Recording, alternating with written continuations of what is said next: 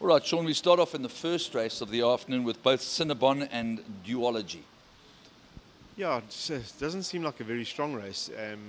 Duology would probably be looking for a bit further. I see they have got him as favourite.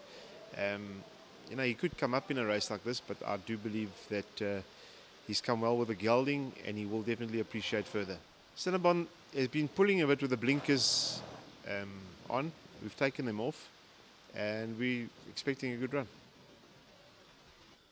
All right, Mathew, we start off in the second of the afternoon with horse number 11, Cut.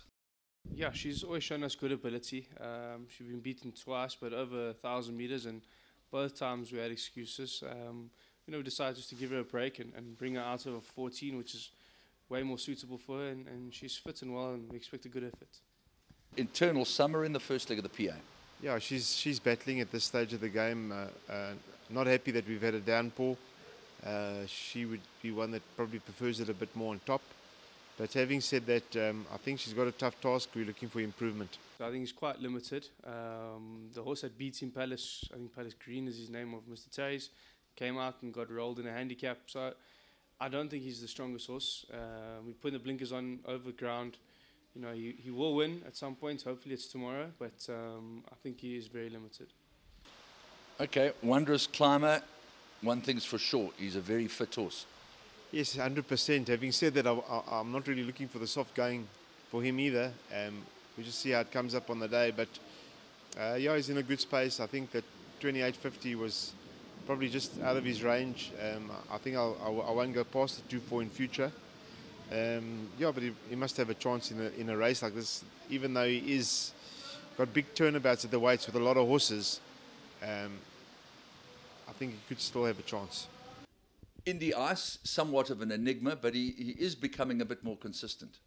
He is. He's, at the end of the day, he's still a young horse, and he's a stayer, and it's difficult to compete in the staying division as a young horse unless you group material. But he ran a nice race last time, and you know, I expect a pretty similar run, and he's definitely also can finish in the money. A really smashing looking horse. I mean, he looks much better than his performances have indicated so far. Yeah, he's a beautiful horse and full of white, and I don't think he'll battle to find a home once he's done his racing career. Yeah, she had her first run after arrest about a week and a half ago. A little bit of a disappointing effort. Expected a slightly better run, but she has come on from that, and we've always felt she's looking for this distance. She's well treated, as fillies gets 3.5 kilos sex allowance, so if she reproduces anything on par with her ability, then she must be a big runner. Fantastic. Then we move on to some class. Exquisite Touch and Trip to Heaven. Yeah, Trip to Heaven's run, I won't say was disappointing. His comeback run from Cape Town. It's just that as he was getting going, he actually got impeded. Exquisite Touch, very good run last time. I'm toying with the idea of putting the blinkers on, and I may just do that. She's in a good space. She's doing well. I think both are not out of it. Okay, we got some footage of Charmel Babaya riding Nafa, and that was in the prep for the Derby day. Looks more than useful. Yeah, he is. Obviously, he's a smart horse, and he's coming back from an injury and a rest, so he's more than likely going to need the run. But he's done a lot of yards and mileage at home. You know, if you can just see him, you know, somewhere in midfield, somewhere positive, running or nicely, we'll be very happy. This is just a prep for the computer form sprint.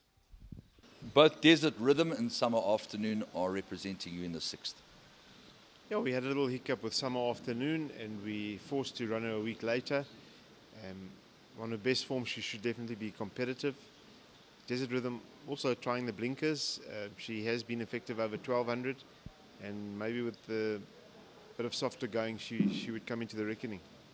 We've just really been trying to target the graded and listed filly sprints with her, and you know, here's another one along the road. So I thought that the Senior Santa run was okay. It wasn't Skippers at her best, but I think she's coming back to, you know, according to her blood count anyway, she's definitely coming back to her best. She looks good, Andy. Might cut up a bit wet tomorrow. I don't know if that's going to work in her favour. I don't know, but I suppose we're all in the same boat there. But I'd be, you know, I'm happy with her, and I'm pretty confident she'll run well. Then Liege and Social Order. You've exercised a huge amount of patience with Liege, and Social Order, we know he can deliver on his day. Yeah, funny enough, both of these horses are in excellent shape.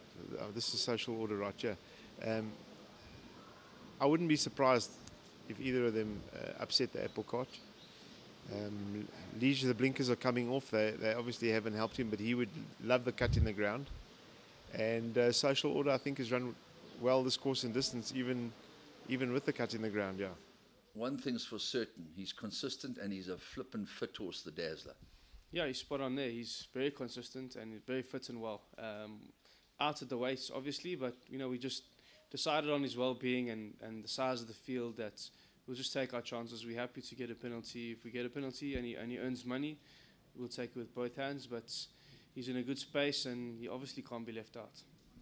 From an 88 to a 107, mainly as a result of her winning the Oaks and, of course, beating Cascapedia at level weights. That says it all, really. Yeah, look, she's done well, but she's sort of she's done her best work in fillies class. So I just needed a run to get her going now. It's been tricky to find anything to suit her. I was hoping for a pinnacle, for fillies or something, but nothing was forthcoming. So if you look at the field, at the weights, if her handicap or her MR is to be believed, then, she's quite well in here. I still think it's a very tough ask. She's coming off a bit of a break. So it's more of a run, really, to bring her along.